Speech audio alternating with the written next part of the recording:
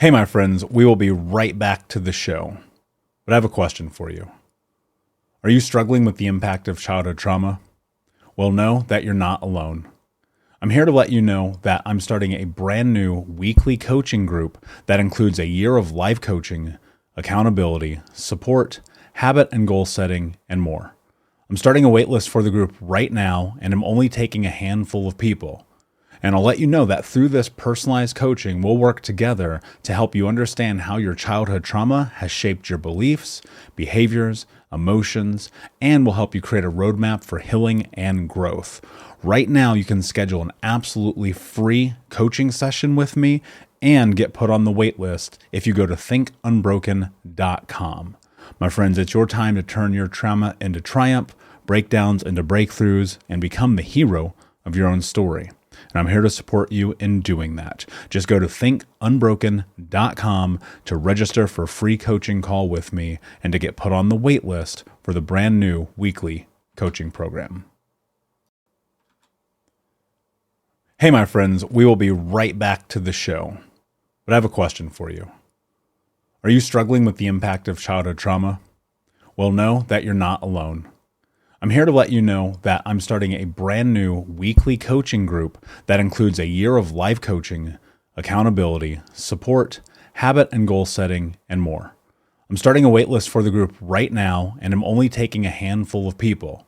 And I'll let you know that through this personalized coaching, we'll work together to help you understand how your childhood trauma has shaped your beliefs, behaviors, emotions, and will help you create a roadmap for healing and growth.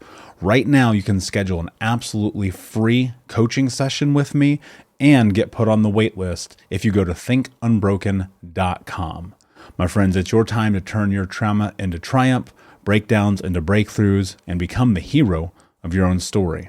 And I'm here to support you in doing that. Just go to thinkunbroken.com to register for a free coaching call with me and to get put on the wait list for the brand new weekly coaching program. You're listening to the Think Unbroken podcast, and I'm your host, Michael Unbroken.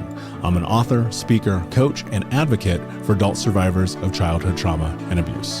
In this podcast, you will learn how to transform your trauma into triumph, turn breakdowns into breakthroughs, and go from victim to being the hero of your own story. You can learn more at thinkunbrokenpodcast.com, and of course, check us out on Apple Podcasts and Spotify at Think Unbroken Podcast. There are people listening right now, I know, who so desperately want to step into what's next for themselves and in their lives, but they feel trapped literally by their community. How do you navigate that? You have to just put it aside. You have to start thinking with, and I feel so blessed to have chosen to fall in love with and marry somebody who is 25 years older than me, because what it does for me is put into perspective how short life is. And I tell Brandon this all the time. It's not his favorite topic, but like I only have a finite amount of time with him. And knowing that I only have a finite amount of time with him, I want to make the most out of that time. But then it makes me remember, like, wait a second, I also have a finite amount of time here. And so this idea of death and having death around me, not that Brandon's dying anytime soon, this is the part that Brandon doesn't love so much, but like this idea and this kind of constant, like, just thing that's in my life with him and our age difference really does put into that perspective that I don't want to be 85 years old and be stuck around the same people that I was stuck around, and to be talking about the same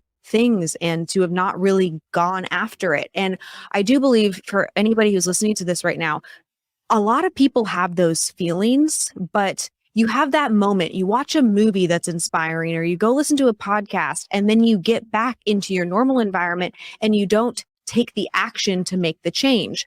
And so I like to think of it in the reverse of, like, how do I make this experience so painful for myself? How do I really live in, oh my God, Natalie, what if you were in Brandon's shadow the rest of your life because you never figured out how to publicly speak because you were so embarrassed and insecure? Like, imagine being 85-year-old you and feeling this way. And all of a sudden, as soon as I think of 85-year-old Natalie, I'm like, she is not going to feel this way. I'm going to conquer whatever I need to conquer now in order to not have to show up as that person in this lifetime.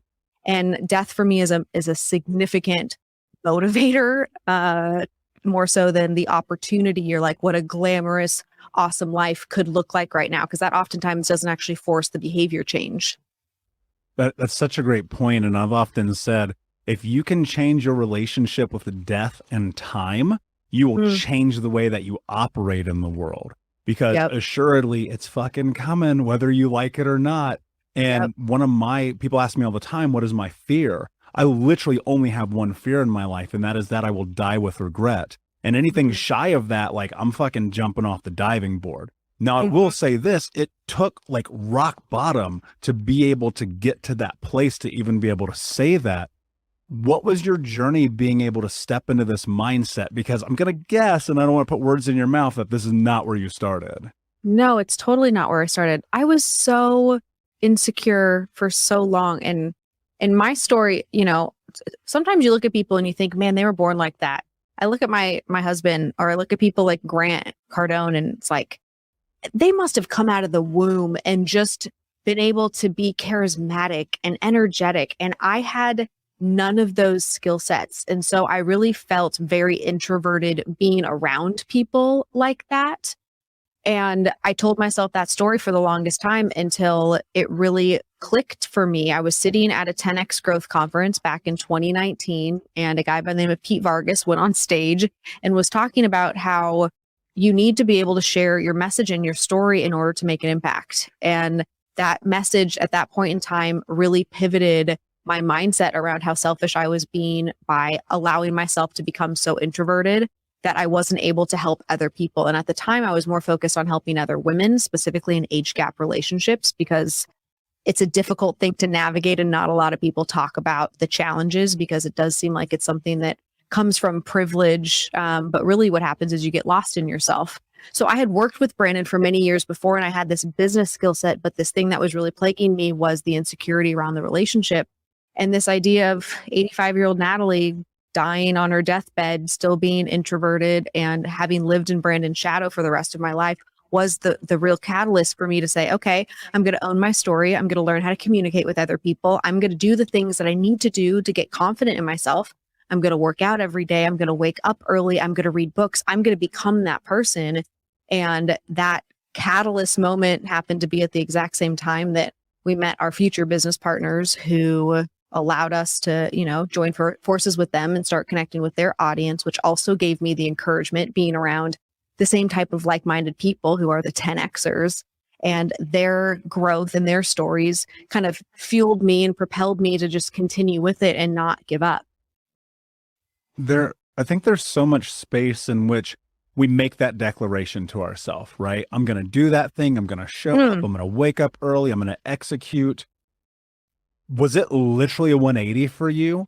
Because for me, it was a struggle. Like, I go look at from 26 to 29, these 3 years of my life were so fucking difficult, because it was like one step forward, 8 million steps backwards. Yeah. And I think people often get caught up in this idea of like, oh yeah, they just made a decision and everything was different.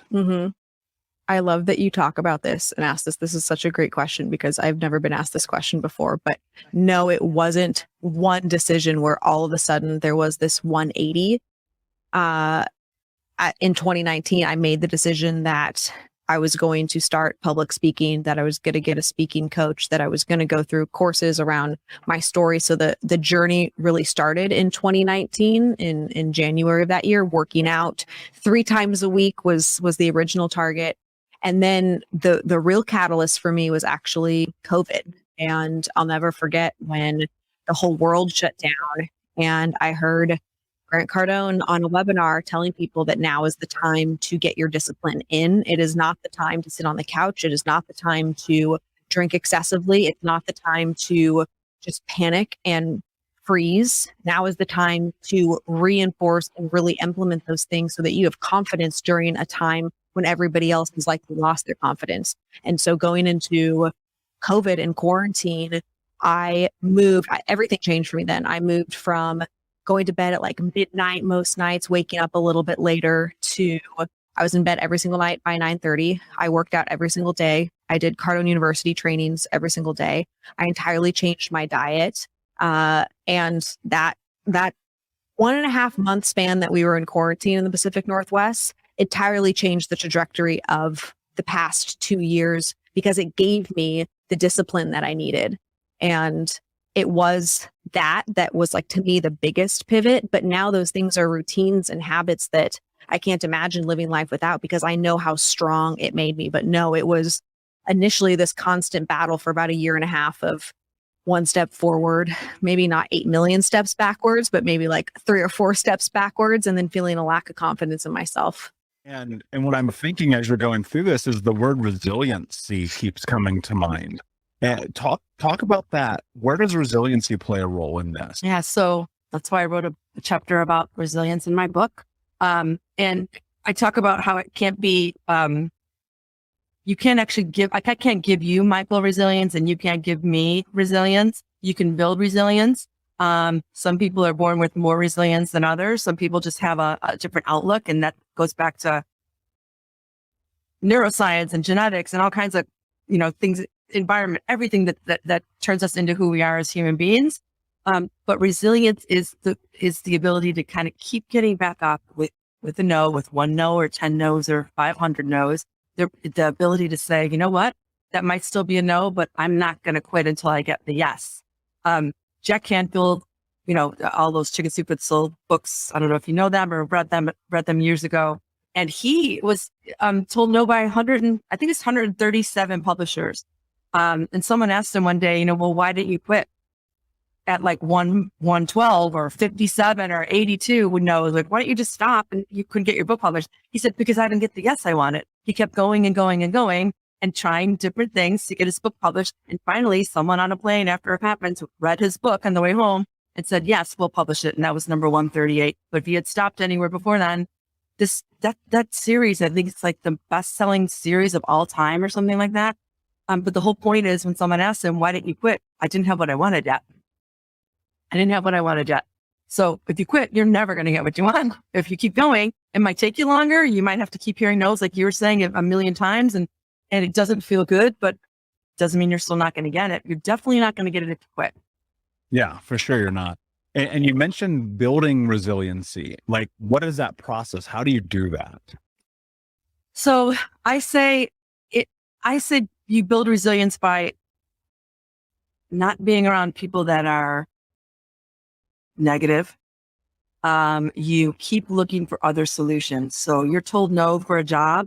Well, then you're going to go to someone else that might tell you yes. You are told no for a raise or promotion. Then you're going to ask what you can do to have it next time. You keep going to someone else or something else to find your solution or find the thing you want. And you don't you're taking no for an answer because that might be the answer, but that's not the answer forever. And building resilience is continuing to go back to the things that you know are true, or that whatever you're really, really fighting for and looking for, and saying, I'm not giving up. I'm going to find another resource that's going to help me. So it's asking more questions, building resilience. It's going to different resources. It's talking to new people that will be able to support you. It's looking for anything and anyone that's going to help you get where you want to go. And I don't mean this in a selfish way, like, what can you do for me? It's just, here's what I'm looking for. Is there anyone that has any guidance or insight for me? It's just hey, I'm wondering if. That's what happened when I published my book. I had it almost fully written, and I needed a publisher, and I needed a book cover, and I didn't even know what I needed because I'd never done it before. But I sent an email to, like, I think 20 people in the business world that I knew would support me, and I supported them. And I just said, you guys, I need these 5 things. Do you guys know anyone that can help me with these? I'm willing to pay for them. I'm willing to do the work. I know what I need, but I can't go to one person for this. I know it's probably 3 or 4 different things. And all these people started replying to me and saying, I can help you with this. Hey, check out this resource. Hey, there's a book on this. Hey, I know this person that does this. And all of a sudden I had all my answers. I didn't have them all here. I didn't know them. I was smart enough to know that I couldn't do that on my own. So I asked people that supported me in my network how I can make it happen. And if all of them came back with 0, I would have asked 20 other people. So the whole point is building resilience. So ask 20 people that can help you. And if you get 20 no's, there's 10 more or 5 more or 2 more or 50 more people you can ask. Don't stop asking, because just because you don't have what you want doesn't mean it's not possible, which is why that's in my title of my book, the possibilities part. That's the most important part. It is possible. Yeah. how do you step into possibility? Because I think that people, as they go through this, gets disillusioned, right? You hit no 3 times, 8 times, 30 times over the course of 4 years, right? 5 years even. Like I feel like people get so jaded by that. How do you continue to stay positive and in this place to seek possibility? So I think one of the ways is, I'm going to go back to Marie Burler because I learned this from her a couple of years ago. If you have this dream in your heart, and other people have talked about this before, if you have the vision or the dream or the idea, it's because you're supposed to pursue it. It's a very simple concept. I wish I would have learned this when I was in my 20s. If you have the idea, the dream, or the goal in your mind, you are supposed to pursue it. So that right there opens your mind up to possibility. Like, I just had an idea. I guess this means I'm supposed to go ask someone about it or read about it or do whatever I need to do about something about it. And right there, that's your possibility. And if you're wondering what else is possible, it goes back to the resilience piece, which is, I'd like to do this, whether it's a new job, travel, find a soulmate, whatever you want to do, it's possible. And the reason you know it's possible is because other people are doing it. And if you don't see anyone else doing it, still doesn't mean it's not possible. It just means no one else has done it yet. So look for example, the possibility. Ask yourself what else could be possible and look for other resources. But also, it just went out of my mind, the possibility. I had a good point.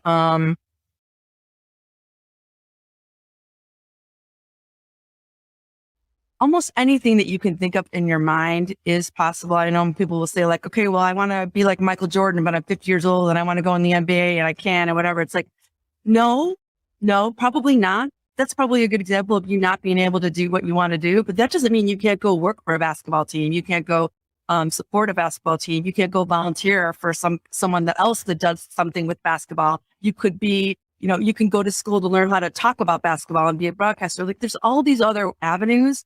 And then ask yourself, like, okay, if I can't have that thing, what do I really want? Like, when I get that thing, what's the feeling I want to have?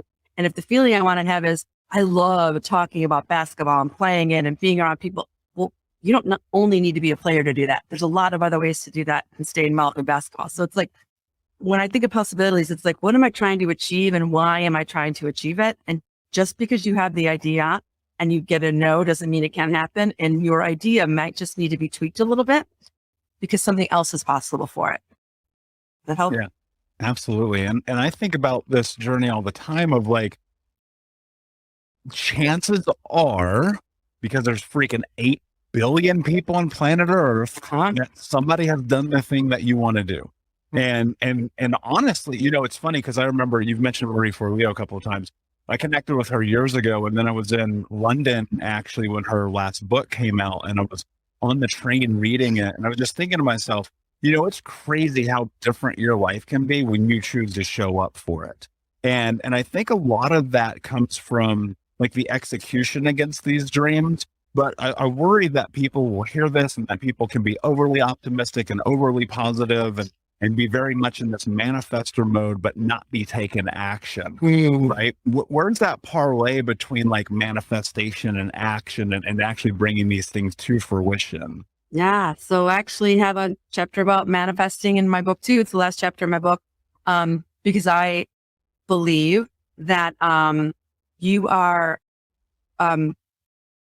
you manifest what you desire. And if you can't manifest the thing you desire, it's because you're blocking it in some way. That, like, you think you want it, but it's not happening because there's something you're doing to block it. It's not something someone else is doing. It might look like that, but it's something someone else is doing. But you're right. If you can't just say, I would like a brand new car to come to me, as a gift or whatever, and like, I'm just going to sit back and just think about that all day long. Now, first of all, you can think about it and that will be helpful, how it's going to make you feel and what it looks like and imagine all the details about it. But if you just sit back and take absolutely no action, and you don't start researching the car, you don't start looking at pictures of it, you don't start talking about people about how much you want it and how excited you're going to be when you get it someday, you're not building any momentum. You're not creating all of the good energy that goes through and around that desire to have this new car or whatever. I'm just using that as an example. It could be anything. But the whole point is, if you just sit back and do nothing and only think about it, having it happen to you is a lot less likely than if you do all those other things I just mentioned, which is creating it. So it's been in it. I don't know how much you know about the whole manifestation thing. If you read a lot about it, I do, but it's all about creating the feeling inside of you. And when you have that, when you change the vibration. We'll be right back to the show. But before we do, I want to tell you about today's sponsor, factormeals.com, where if you go to factormeals.com/unbroken50 and use the code unbroken50, you can get 50% off your first order. That's factormeals.com/unbroken50. If you're like me and you are a person who is busy trying to create a life, heal, work on their health, wealth, and relationships, and not to mention deal with the day-to-days of normal life, you do not have time to be going to the grocery store and trying to figure out what you're going to cook every single day of the week. In fact, one time I did the math and I realized I was spending over 15 hours a week at the grocery store and cooking. When I added Factor, I got to use that time for myself, for my family, for my friends, for my community, and for my business. And so if you're in the place where you need some more support in the kitchen, head to factormeals.com/unbroken50 and use the code unbroken50 to get 50% off. And you change the feeling inside of you about having it be yours. That's what ends up drawing it to you quicker. But if you are only thinking about the lack of it, that's when you keep pushing it away. Like, I don't have that car yet. And I talked to you, Michael, about this new car, and I really want this new car, but I don't have it yet. And I'd love it to be a gift. And I don't know anyone who has that kind of money. Well, all of those things I just said to you are not going to bring that car to me sooner. But if I say to you, I really have my eye on this beautiful car, I can't wait to get it someday. I have a feeling I'm going to get win a prize or something. I don't know.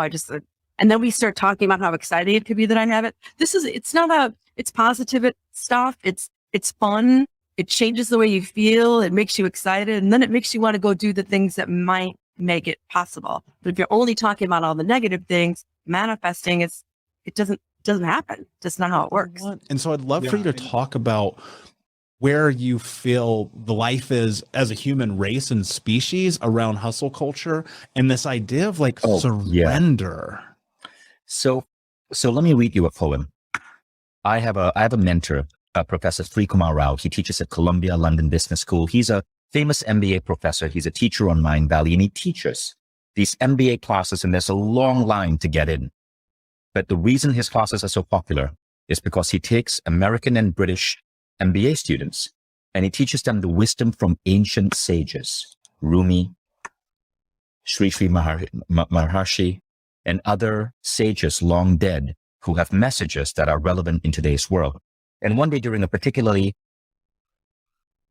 stressful day, I happened to be in a business meeting with Sri Kumar, and he paused me and he said, "Vishen, may I read you a poem?" And this is the poem he read me. And this poem is from Rumi.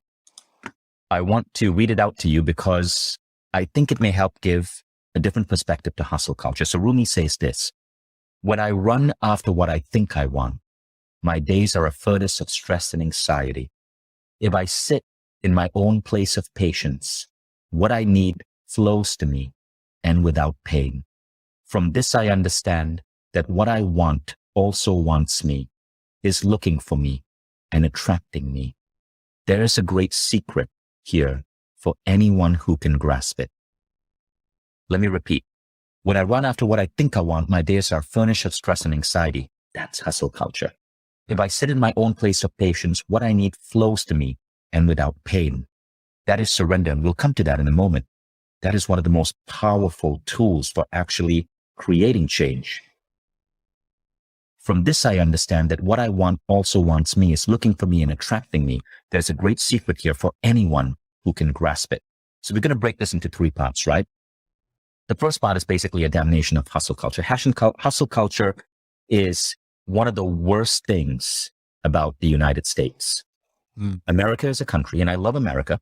I'm heading and going to spend the next 1 month in the US. Don't get me wrong. I just got my equivalent of a US residency. But for fuck's sake, America is a country based on a really awful algorithm that no longer should apply in the world. And it's the algorithm of GDP above anything else. Even the reason our education system is broken is because in the 1920s, I think it was Calvin Coolidge, the president, who said, the role of education is to create cogs in the wheels of industry. It's all about output, output, output. And then somebody has to buy this output. And so you are told you're not enough unless you have those headphones. You're not enough till you have this extra pair of sneakers. You're not enough unless you have not one, but 2 cars and a house with a garage. And this is one of the things that leads to hustle culture. But if I'm now living in Europe, and it's very different, Europeans work way less than Americans, significantly less. If you compare American worker productivity to German worker productivity, Germans get way more free time. They get way more maternity leave. They get way more holidays. They work less hours a week, but average worker productivity completely crushes Americans. If you look at healthcare, the average European lives 2 years longer than the average American. Hustle culture is a fucking disease, my friend. Yeah. And it's ruining America. It's causing us to become sick, to become broken. It's causing us to create a consumerist culture that isn't good for the world. In the 1980s, the average American bought 12 new pieces of clothing a year. You know what it is today? 62. Now, it's up to all of us to change this. We need to move companies towards a 4.5-day work week. We need to stop this idea of celebrating 70-hour work weeks if you're a CEO. We do better when we give our body time to relax, when we give our people, our employees time to focus on their health and their well-being. We do better as a nation when men and women have maternity and paternity leave that is 12 months to 18 months. Here in Estonia, my former wife is Estonian. We delivered our first baby here. Well, she delivered the baby. I basically watched. But it's 18 months maternity leave. 18 months. I was a struggling entrepreneur back then. If we didn't have that 18 months maternity leave, it would have been really freaking tough. And the government basically helped pay for her salary because we needed 2 salaries to survive. And in America, it's 2 weeks. What the fuck is that? Yeah, if you're lucky. Now, as a result, Estonia, which is where I am right now has a higher concentration of entrepreneurs per capita than Silicon Valley.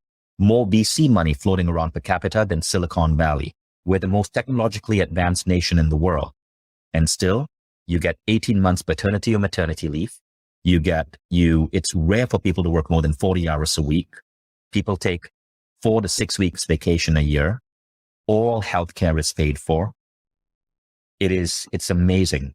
But in America, any of these changes are deemed socialism. Exactly. And Americans don't even fucking understand the word socialism. Yeah. It's so crazy. You guys need what is happening over here in Europe because Americans are killing themselves slowly by surely through stress and overwork and killing the planet. If everybody lived like Americans, we would need 4.5 planet Earths to support our species. And I think there's really a lot of different ways that we can get into talk about that. But when you grow up and you're looking at the world and you understand possibility, I think it changes everything. How important is your view and what you focus on in this journey? It's everything. And I'm still learning and still growing, right? I recently passed, there's a milestone in my family from a financial aspect. But what I'm learning is, and this is something, again, you can all just date this stuff back to when you really change the lens in which you view things with in life, it just becomes a whole new world, right? It's like, if you ever see someone just put on a new pair of glasses that actually help their eyes, it's like they're seeing everything completely different. So oftentimes when I was younger, I would see things that I wouldn't think attainable, right? But after seeing it and seeing it and seeing it, I said to myself, I'm going to do that one day. I can get there one day. And then you set your mind and you focus on those goals. But I think if you don't see it, and if it's not really in your circle, or if it's just not something that you can visualize, or if it's not in your vision in a way that you can relate to, oftentimes it's a lot harder. But if you can, and this is why sometimes I may do things just to inspire people. Here's an example. Oftentimes I have a Rolls Royce and I have a Maybach that I drive, but it's not so much because I love the drive of those cars. It's really to inspire people around me. I'm very in tune with the New York City neighborhood that I grew up in. And just to see the faces of the young guys, my kids play basketball. So when I go around their teammates and they see those things, I really want them to understand, hey, I know someone that is successful. And now I feel like I can be successful too. I know someone who drives a Rolls Royce, a Maybach, and all these other fancy sports cars. I'm a car fanatic, by the way, right? And I do it oftentimes, not so much for me, but I know if I could be that for a younger person, I can change their life to say, hey, you know, Caden's dad drives that car. I'm going to get one too, or it's super cool. And it's prom season. A lot of those guys, they rented cars, they borrowed them from me, and they use it for their proms and things like that. And that is a way that I use to give back, in the sense that I want you guys to know that you guys can achieve whatever you want. It's really having that mindset. Yeah. And I would guess, and I don't want to put words in your mouth, but I'd love for you to go into this. When I hear you say that, I think to myself, that car, that status as a symbol is just simply a marker of possibility, right? I don't know that that is the definition of success. Is that what you're saying? Yeah. Oh, absolutely. Absolutely. So for me, seeing things, and as the older I got and the more I got around successful people, and the more I got around people whose mindset was very different or more advanced than mine, the more I believed I could do these things. So it's all about possibility. It's all about me showing kids and individuals in those neighborhoods that it's possible. And it's possible from someone that looks just like you, right? I came from where you guys are. I wanted to really touch on corporate social responsibility a little bit today. Just that's a concept I learned where companies make it really big, right? And then they start to look back and say, hey, how can we're responsible to communities to give back and to show them that they too can grow. And, you know, it's a responsibility to give back to those communities and show that they can be successful as well, and possibly build companies from a starting point to, you know, a large market company. Yeah, I actually love that we're about to broach this conversation, because, you know, many people who listen to the show know this, but I'll share it with you. At 20 years old, I landed a job with a Fortune 10 company. No high school diploma, no college education. And for me, it was like, okay, cool. I just seen it, right? One of my friends had gotten a job working for a similar corporation. And I thought to myself, oh, if this guy can do it, I can do this too. And my marker for it was like, this is the kid I used to get stoned with and skip school. Like, if he can do it, I can figure it out, right? And so I landed this job. I'm in corporate. I'm with this Fortune 10 company. I'm in it for a little bit over 5 years. During that time, I wasted pretty much the vast majority of that money. Let's be clear about that. But I learned so much. And one of the things that made me never want to work for a corporation again, but instead go into entrepreneurship, was the lack of responsibility that they had in giving back. And I remember we would just sit here. I would look at the sales numbers I would pull in, and I would rack up, dude, $15 million in sales for these guys in a year. And they would give nothing to our community. Nothing to where we come from. You know, they would do the cancer run and shit like that, but like, everybody does it. That's not responsibility to me. So I would love for you to go into that, because I think this matters in the conversation that we're having right now.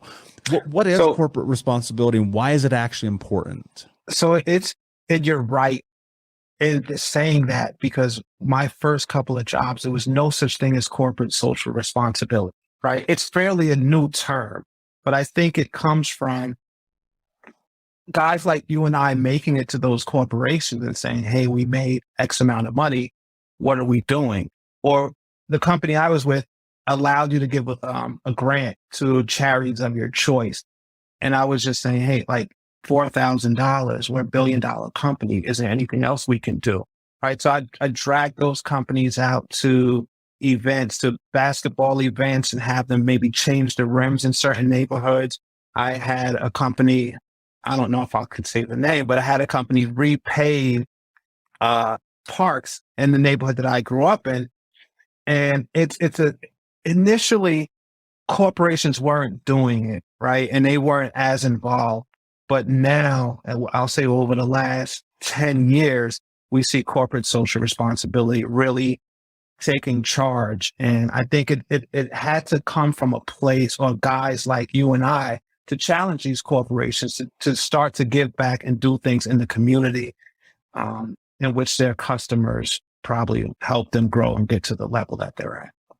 Yeah. Why is that important though? Because I think that a lot of people, I would say probably the vast majority of people listening to the show are not entrepreneurs, as is really most of the country. And I think people feel like they're too small to make that difference, that they will walk into boardrooms or they'll walk into meetings and they'll be dismissed. But I've come to find that's not necessarily the case. But why do you think it's important for us to be socially responsible in this capacity? Because there are changes that are needed in communities that they may not know about, right? So it's important for individuals like you and I, and companies do have allotment for charity and things like that in a corporate social responsibility sector, right? It's important because the monies that they give, and it can also be time, right? So it's at any level. Once you become an entrepreneur, you can control your time, your money, and everything else of the business that you're in. But whatever we're finding that giving back, going back to the communities in which you came from, oftentimes we're finding that people can relate in certain areas. One of the things that I'm seeing now is mental health. Corporations are really starting to put a strong focus on mental health. There's mental health drives. I think Kevin Love was probably one of the first NBA players to come out and say he had some issues with mental health. I think it raised awareness. And with guys like you and I speaking up, let's just say Kevin Love, for example, raising that awareness, it's important because it could help so many other people, right? So whatever it is, wherever the corporations decide that they want to pitch in and help out, there's such a need for it in the mental health space. I mean, I think we can change neighborhoods and try to decrease the level of violence that happens in certain neighborhoods. There's so many things that could change people's lives. And it's just a matter of touching them and saying, hey, you don't have to go that route. There's stop the violence campaigns. There's so many different things that corporations can do and partake in that can really change kids' lives. A lot of the mental focus and the mindset that I gather and that I draw from was when I was a kid, right? It started just at a very early age. And then again, the things we talked about it earlier, the things that you see, right? And you see someone that says, hey, I work at IBM, American Express, or these large internet companies. And you start to understand that you can do it too. Again, we talk about the possibility. So it's important to be able to touch people. It's important to be able to share your story and share those success stories with people that are less fortunate and really don't have that road navigated for them, to show them that, hey, it's possible that you guys can get here as well. Thank you so much for listening to Think Unbroken. Please share this episode with someone who could use it and help us move forward in our mission of ending generational trauma in our lifetime. And if you would, please take 5 seconds to pop on iTunes or Spotify, hit that 5-star, leave a review, and you can also reach out to us on social at Michael Unbroken or at Think Unbroken. And of course, you can check out our YouTube channel at Think Unbroken. Thank you for being a part of Unbroken Nation, my friends, and until next time, be unbroken. Hey, my friends, we will be right back to the show, but I have a question for you. Are you struggling with the impact of childhood trauma? Well, know that you're not alone. I'm here to let you know that I'm starting a brand new weekly coaching group that includes a year of live coaching, accountability, support, habit and goal setting, and more.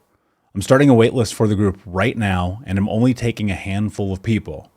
And I'll let you know that through this personalized coaching, we'll work together to help you understand how your childhood trauma has shaped your beliefs, behaviors, emotions, and will help you create a roadmap for healing and growth. Right now, you can schedule an absolutely free coaching session with me and get put on the wait list if you go to thinkunbroken.com. My friends, it's your time to turn your trauma into triumph, breakdowns into breakthroughs, and become the hero of your own story. And I'm here to support you in doing that. Just go to thinkunbroken.com to register for a free coaching call with me and to get put on the wait list for the brand new weekly coaching program.